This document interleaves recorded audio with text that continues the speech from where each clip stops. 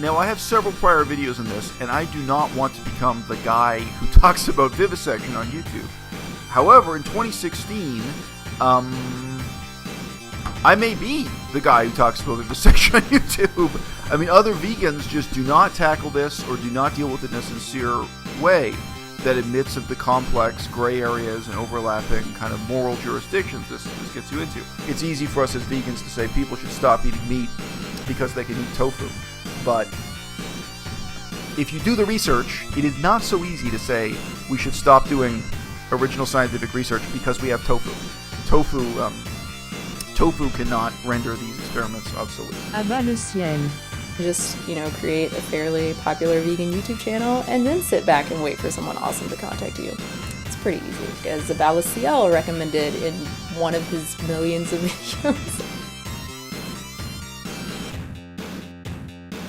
À-bas-le-ciel. I would post it here, but I don't know which one. There's too many videos.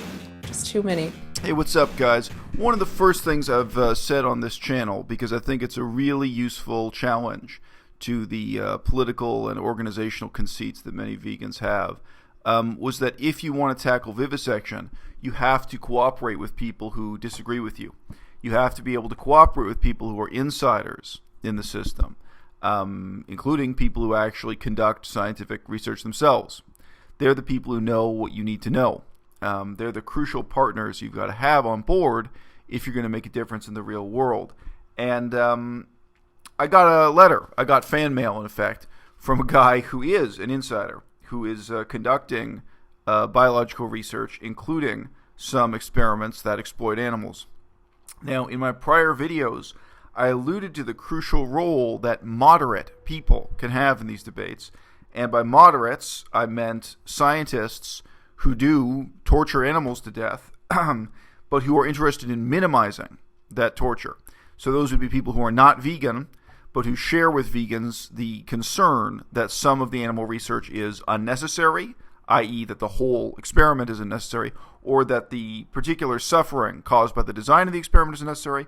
People who see the moral value in trying to minimize the evils of vivisection, pardon me, but people who are not abolitionists or who are not calling immediately for an end to all such scientific research. And of course, one of the reasons for that is that they are very likely to be people who see the value in it, who know about particular experiments that have had a very positive and important outcome, that have discovered important things in the world. Now, I have several prior videos on this, and I do not want to become the guy who talks about vivisection on YouTube.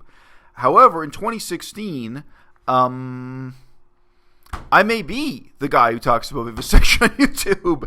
I mean, other vegans just do not tackle this or do not deal with it in a sincere way that admits of the complex gray areas and overlapping kind of moral jurisdictions this gets you into. But I was just saying, to open this video, I really started talking about this issue on this channel, I think more than a year ago now, but when first times I talked about it explicitly in terms of the importance of being able to listen to and communicate with and cooperate with people who do disagree with you, people who are on the other side, people who are insiders. And the letter I got is from an extraordinary insider, because he is at least vegetarian, he's vegan or semi-vegan, and he cares genuinely about animal rights, whatever you want to say, minimizing harm and suffering caused to animals, but he continues to be part of the system. So he sent me this fan mail in response to my most recent video on the topic, Vivisection the Next 10 Years. And his perspective is frankly invaluable. It's tremendously important, even if you disagree with it. So a significant part of this video is going to be me reading out his letter. I'm also going to provide a link below this video to my blog where you can get the full text of the letter. I got his permission. I checked that it was all right to do that. Many of you may be offended or may be surprised that I even refer to this guy as a vegan and say, well, how can he be a vegan if he tortures animals to death in a laboratory? I think the opposite question is worth asking. How can you not be? If you're engaged in torturing animals to death in the name of science, wouldn't any really rational, deep-thinking person respond to that by engaging seriously with the ethical questions raised by veganism? Like, I realize this guy is extraordinary, but it's worth asking, why is this not ordinary? Why is this not more common? And one would hope that in the future there will be more examples of people who are in this kind of gray area. They care about the issues, they care about the outcomes, they care about the harm being done to animals. And these would be the very few people who, as insiders in this industry, as insiders in this area of academic research, could really cooperate with advocates for animal rights to make political changes happen. And sorry, again, I'm not recapping all the stuff I've said in former videos, but one of the reasons why they're so critical is that they understand the process, they understand the procedures, how they work, how they don't work, and what have you. If you get offended by this as a vegan, get offended, calm down, come back, watch the rest of the video, think about how you can really make a real difference in the real world, because getting offended doesn't help anybody. And there's a crucial sentence about halfway through this letter where he says, I agree with you, i.e. he agrees with me, and that is in reference to my earlier video when I said that legal changes should be made. He says to make animal research more difficult, to create more barriers, more obstacles to exploitation of animals in labs being approved, or what have you. Now, I would just clarify, my position is not even difficulty. I mean, admittedly, difficulty is part of it, but I mean, if it were just bureaucracy, if it were just a bureaucratic delay, if it were just paperwork, or if it was just fees, if it was just money being paid, that companies had to pay thousands of dollars for each rabbit, that to me would be meaningless. What to me is really interesting are questions of transparency, public accountability, and democratic procedure. And that's why in my earlier video I used the examples I did of the proposals being put before Parliament, and where for a few months they could actually be debated by the press, debated by the public at large. And obviously they'd be debated by people like this guy, i.e., sincerely interested parties within the scientific community, within the scientific research community, I should say. Academics, experts in the industry, but where also, animal rights advocates would have their chance to stand up and make their pitch and what have you. So I think in the earlier video I put great emphasis on transparency, public accountability, and democratic process. It is true that you can see that as just a barrier, as something that delays and limits and makes more difficult research that involves experimentation in animals, but the difficulty for me is not an end in itself. Okay, so let's get this train wreck rolling. Hello, Isel, he writes. I've thought about mailing you for a while and never got around to it, but your recent video, Vivisection, the Next 10 Years, made me think of a couple points I'd like to share with you. I'm a recent graduate working in comparative immunology and about to start a PhD in global health at a major UK university. I've been vegan for just over a year and was vegetarian before that.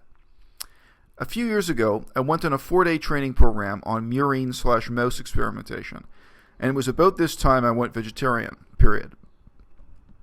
So again, I ask the question, this is rare, this is extraordinary, but in a sense we should wonder why. Why is it rare? Why is it extraordinary? I'm tempted here to add some autobiographical reflections, but I mean, if anything on earth is going to make you pause and reflect philosophically on the contradictions within our culture of animal exploitation, it might indeed be an experience just such as this one. I was already thinking about that stuff when I was a high school student. To say I could reflect on that, both in terms of lab work and in terms of look. Okay, we're not going to make this particular video. We're not going to make about me. All right, let's keep moving. The guy doing the training was vastly experienced in animal research, having worked on everything from rats to pigs to dogs, and spent the 4 days delivering material on anesthesia, minor surgery, euthanasia, animal behavior, etc. Although he had not trained formally as a biologist, i.e. started out as a young animal technician and worked his way up, I was amazed at how much he knew about animals. On the first day, he gave an introductory talk that touched on perspectives regarding animal research, and to my surprise, he actually touched on the hypocrisy of meat eaters who are against animals killed for research. Who are against animal research. I've attached the graphic he used in his presentation, which shows the magnitude of animals killed for food versus animals killed by cats and animals killed for research. This really made me think deeply about my carnivorous diet, and shortly after I came home, I went vegetarian. Although it was a little while before I went vegan, I'm still grateful to this guy for making me realize, whether he meant to or not, that I could no longer justify my decision to eat meat. In your video, you made some interesting but generalized points about how animal research is regulated. I can only speak for the UK, but I'm guessing this is okay as you have both experience living here and some knowledge of the university system in this country. It's surprisingly difficult to obtain a license to work with vertebrates in the UK. It's an expensive, bureaucratic, time-consuming process which is administered by an arm of the government, the Home Office. To gain a license to perform an animal experiment, the PI must justify completely that the experiment cannot be achieved with any existing in vitro method. Furthermore, we have a framework known as the 3 R's, replacement, reduction, and refinement. If you cannot demonstrate evidence of these 3 R's in your proposal, your experiment won't happen. And trust me, many, if not all biologists, would love to have in vitro replacements for animal experiments. Working with animals is unethical, demands fiddly surgical procedures, and can yield unpredictable results. I work in an invertebrate lab. No licensing is necessary to work with our animals, shellfish, and for this reason, researching highly conserved immunological processes in animals like bivalves, which lack a central nervous system, is becoming more popular. All right, pause. Now, already, for me, there are interesting problems raised by this. What he is saying here partly confirms but partly challenges what I have read basically in animal rights publications. Basically people who are animal rights advocates, their perspective on this same bureaucratic system is different from what he says. Now, obviously I do not believe he's lying to me, and I also do not believe that the animal rights publications were intentionally lying to me. They probably just reflected an outsider's view versus an insider's view, etc. In some ways, this guy will have more expertise, but in other ways he won't. In my prior video, I just offhand provided some worst-case examples. A link to a really notorious set of experiments called the Pit of Despair experiments and so on. Now, animal rights activists may know a lot of examples of that kind. They may be able to offhand provide worst-case examples, whereas someone like this will know the particular projects he's been a part of, maybe projects friends of his have told him about through word of mouth. He may know typical examples. He may know exemplary examples. He may know very positive examples where the process really worked. But he would not have studied worst-case scenarios as much as an animal rights activist. And both of those things entail a certain kind of bias. One of the really interesting examples of that from elsewhere in the social sciences, we had a problem in Canada with feminist groups who, in their studies of how the legal system worked, they had only been studying the most extreme examples of police failing to deal with domestic abuse, violence within the home. And they were giving this advice to the government and to police. They were doing education sessions for police and to schools that were really misrepresenting everything. It was like being based on like serial killer, less than 1 in a million type examples. Now, that's an important area of study in itself. But in forming public policy, you need to understand the whole range. Police need to understand that more than 90% of the time when they get a domestic abuse call, they're going to show up at the house. This is Canada. Like in Canada, more than 90% of the time, they're going to show up at the house, and the husband and the wife are both drunk and sad and just screaming at each other, and the neighbor called the police because they're making too much noise. And, the role of the police may be as little as separating them and saying, look, you got to calm down, and the next day even things are going to be fine. Boring, middle-of-the-road cases like that, police need to be prepared for that. And if you're providing them only with training and you're writing laws that treat every scenario as a worst-case scenario, that can be a terrible form of bias. So, look, I just say my approach to this is very different because I approach it from a political science perspective, not from a biological science perspective. But, to me, again, this is interesting. This is why the different parties need to work together. For me also, even though I am aware, because the articles I've read included these frameworks, the 3 R's framework, the bureaucratic procedures you mentioned, I have read analyses of them. However, the analyses I read indicated to me that they are in no way transparent. They are in no way publicly accountable. That they do transpire in secret, which for me is problematic because when they fail, then we don't know and we can't quantify it. So one article I remember, which was a group in England, so this exact same framework, It's partly an EU framework, it's partly a British-specific framework, where they were challenging the statistics given to them by the government. They said, well, look, you promised this policy was going to reduce the number of animals being tortured, but actually the numbers are increasing. Here are the stats we have, the stats they had gotten from the government. And the government just wrote back briefly saying, well, the stats have increased, but, they're mostly rats, so don't worry about it.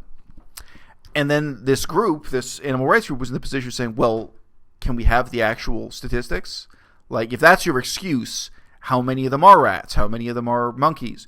And they couldn't get the numbers they wanted. So in terms of transparency and public accountability, that's a very simple example. It was insufficient. And that's a very basic form of statistical knowledge they wanted.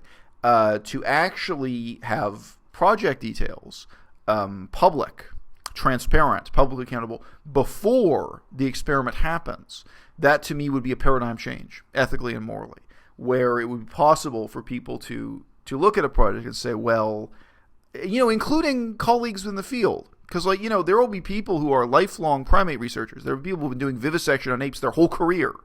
And even though, from my perspective, those people may be morally evil. I mean, that really, you may really regard someone as morally evil. Still, that may be the person who has the expertise to look at a proposal and say, this is really kind of pointless. This particular experiment can't be justified scientifically or ethically or morally. That discourse, those debates, happening before the research is approved, not after, when it's too late, not when it's published. That to me is a big change.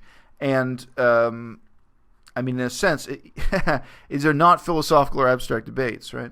They have to happen before the animals actually get tortured to death, etc. And again, look, I'm just going to pause here to say, there are vegans who will be offended that I'm not just taking the simplistic abolitionist position of saying, well, all of this research has to stop, and has to stop tomorrow because I say so. It's humbling to recognize that you live in a democratic society where you're in the minority, even if you think you're ethically right, even if you think your minority is correct or ethically better off than the other side. I have to recognize I'm basically pro-democracy. Back in the year 2002, if there were a referendum, a democratic process to ask if people wanted to start a war, in the aftermath of September 11th, 2001, there's no doubt democratically, almost every Western country was willing to start a war after September 11th, 2001. Now, it is deeply problematic to me that virtually none of the countries actually had a democratic process. That is also really worth questioning. Why do we start wars in such an undemocratic way? However, even when we think democracy and transparency and public accountability are tremendously important criteria, we also have to recognize the bloodlust and indifference of the public. That, after September 11th, 2001, if there was a public vote in the matter, I think the majority of the population of the United States, they would have started a war with anybody. They didn't care whether it's Iraq or Afghanistan or any other, and if there had been a referendum on the budget for the war, for how many years, if it was 10 years of war, at that moment, the public was really mobilized to be very pro-war.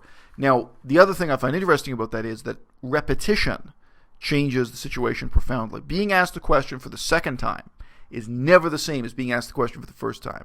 And like with the war in Iraq, okay, if the whole public would have approved of it in 2002, if they would have gotten that vote, what about 2007? What if you ask the question again?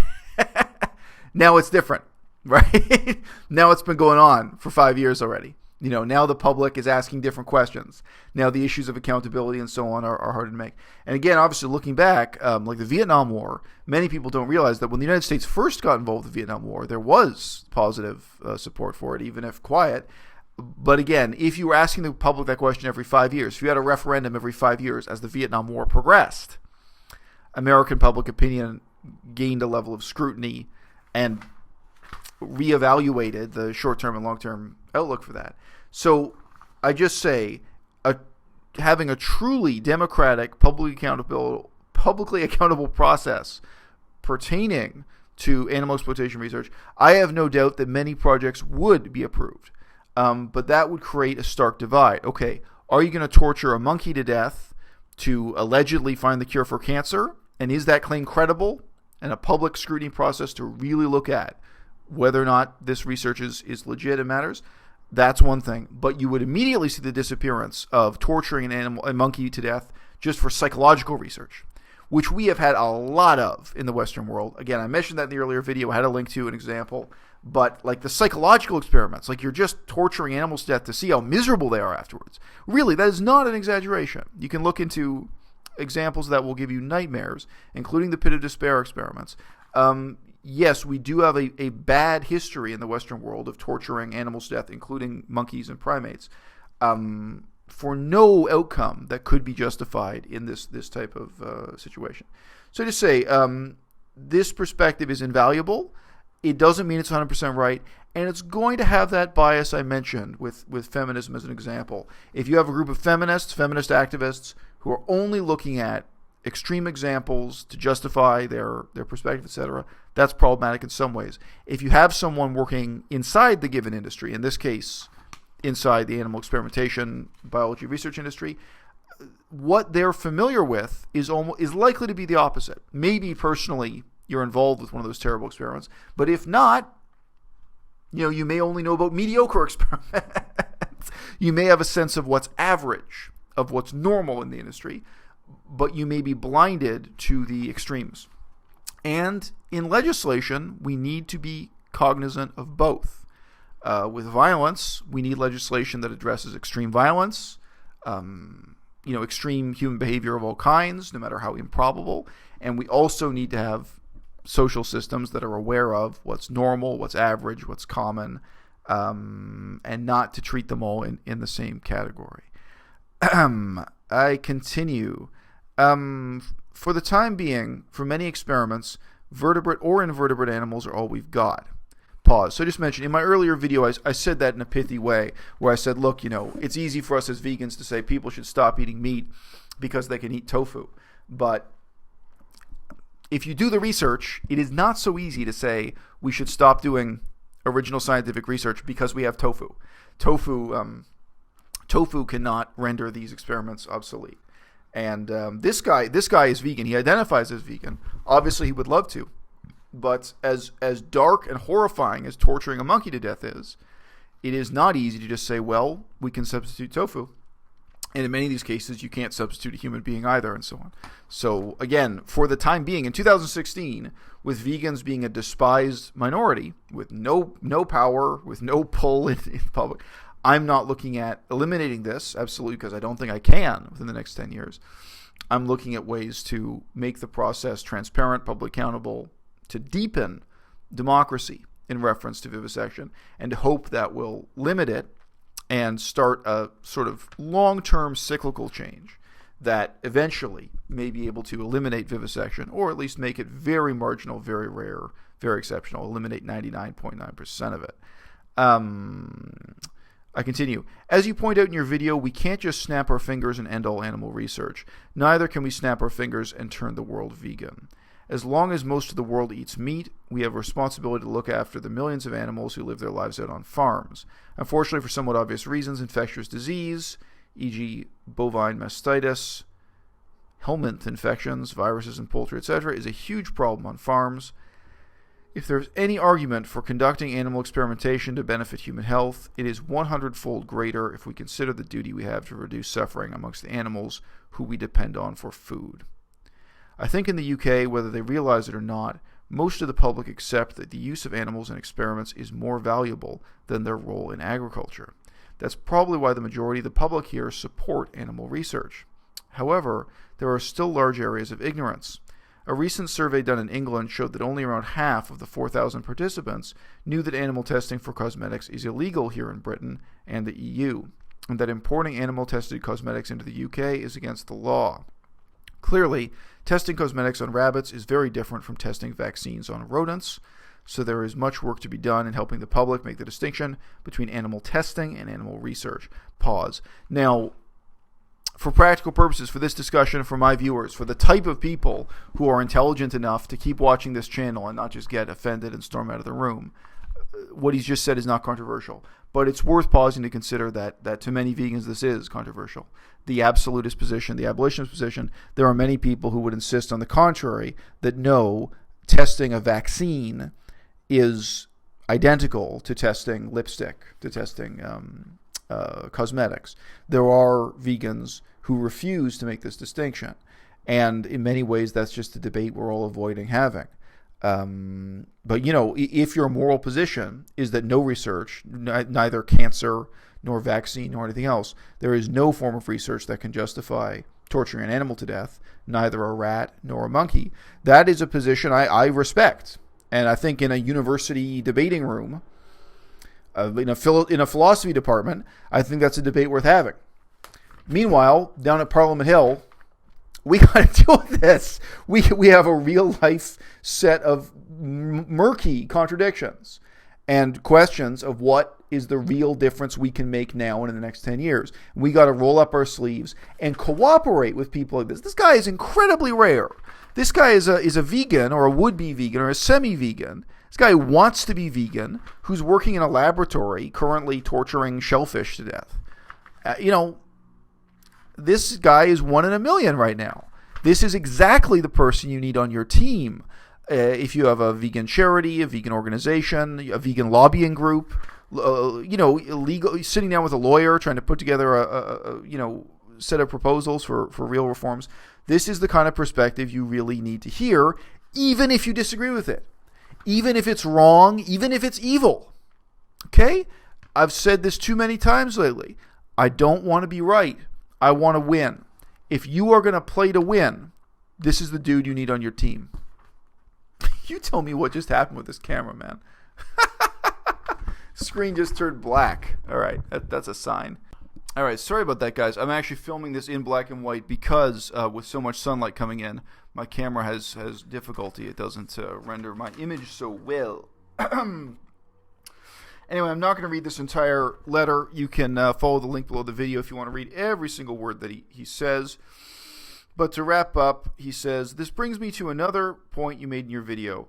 You argue that there should be considerable legislation in place that would make it as difficult as possible to conduct animal research, period. Here I agree with you, period. So do not underrate that. That is a significant, concession or point to illustrate his perspective.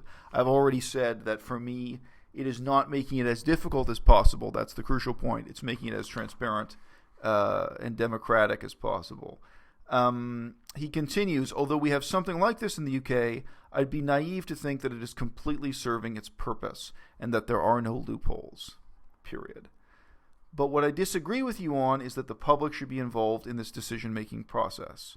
When it comes to animal research, the public plays a vital role in putting pressure on universities and industries to minimize animal experimentation. Although the general public are not always capable of making their views on vivisection in a carefully considered, intellectual way, the emotional voice is absolutely necessary in this debate. Using animals in experiments is evil, morally wrong, and needs to be replaced. But should they be involved in regulating animal experiments? ? Absolutely not. How could you expect the general public to understand the biological arguments for or against using a particular model? All right, so again, you can read his complete letter on my blog, but that is the point of the letter where obviously he does disagree with me, which is cool. This is a profound problem, perhaps especially within Western academia. Who watches the Watchmen? Who is the university accountable to? I am a sincere voice for democracy. I think that my university, I'm in a department I've had serious problems with. I think ultimately the professors have to be accountable to the students. I think the professors have to be accountable to the public. I think the professors have to be accountable to the government. And currently in the province of BC, none of those things is true. I think anytime you have a self-regulating industry, you get a disaster. Even architecture. Architecture doesn't involve torturing animals to death. You can't simply have the architects regulating the field of architecture. One of the reasons for that, apart from corruption, apart from bias, apart from cronyism, which are very powerful things within any field, within any discipline, is that you get standards and practices that become self-reinforcing over time. So, my sense of what's normal, of what's standard operating procedure, of what my professors told me was okay and now I think is okay, over time that becomes self-reinforcing, and a whole field or discipline can become deeply immoral, can accept standards and practices that are not acceptable and that cannot be justified, precisely because they do not need to justify it to the public at large. Now, one interesting example of this, that again involves academia, is actually academic research in economics. There are really interesting questions where it's like, well, a university professor is supposedly giving his objective opinion about what a company is doing or what a country is doing, about a national policy, about investing in a country or buying, investing money in a given country. There's a report that looks like an objective report from a university professor, from academic experts dealing with economics, but actually it's being paid for. Well, the standards and practices, what's been perceived as normal in terms of providing economic consultancy by experts of that time, over time, nobody regulates it, right? There's nobody, other professors in that field have a feeling of what's normal. They play golf together. They play golf with the people who pay them money to write those reports. Over time, that becomes profoundly corrupting. Now, other people may have other perspectives on this, but in terms of this question, to whom are the scientists accountable? My answer is no, it is not to a chorus of their peers. It is not within the discipline or to other experts that they will be held accountable. And you may call me a naive Democrat, but no, I really do believe it must be to the public, and that you do need to have organized constituencies of the public who can deal with those things. Now, again, I've mentioned my own experiences at City Hall many times in this channel. It is bizarre. It is very difficult to get a group of concerned citizens to come in and give their opinion on a sewage treatment plant or on a nuclear power plant. But it is absolutely crucial that you do just that. And in Toronto, at the time I was involved with City Hall, there was one university professor. He was an immigrant from Italy who had very different political attitudes in contrast to people born and raised in Canada. He really realized the importance of going to City Hall and debating these things. And he was pointing, sometimes City Hall would publish technical documents that were false, that contained lies, that were factually misleading the public. And so there'd be this one guy, this one university professor who was not being paid for this, who was taking it out of his time to try to draw the public to say, look, this plan is flawed, what have you. And then you'd have a really small group of concerned citizens who would actually show up at City Hall asking tough questions and pointing out, look, what's going on here is at the very least incompetent. That's a very interesting example because in that case, there really was no single source of corporate corruption. It wasn't that there was one company bribing the city to be inept in its handling of those issues. Those issues involve sewage treatment, ecology in various ways. But you had a profoundly inept local government. And ultimately, you needed the public to step up. And, people who get interested in this stuff, they will gain the expertise they need. It's not that hard. That one professor was in effect educating a constituency of citizens so they could understand why this chart is flawed, why this government report is flawed, what the stakes are. I mentioned in an earlier video just recently, this issue of just looking at the map and seeing where the sewage is being put into the lake and where there's another pipe that brings in the drinking water. You don't need to be an expert to appreciate the gravity of that, but working with experts, citizens groups being organized, lobbying government, and so on. Many people think I'm an extreme pessimist on this, but at any rate, in contrast to this fellow, you could say I'm a naive optimist. That no, I do think it is to the public. It is to the public good. It is to democracy that scientists and technical experts and specialists must be accountable. How exactly you organize that is another question. That's going to be different in England than in the United States or elsewhere. Okay, folks.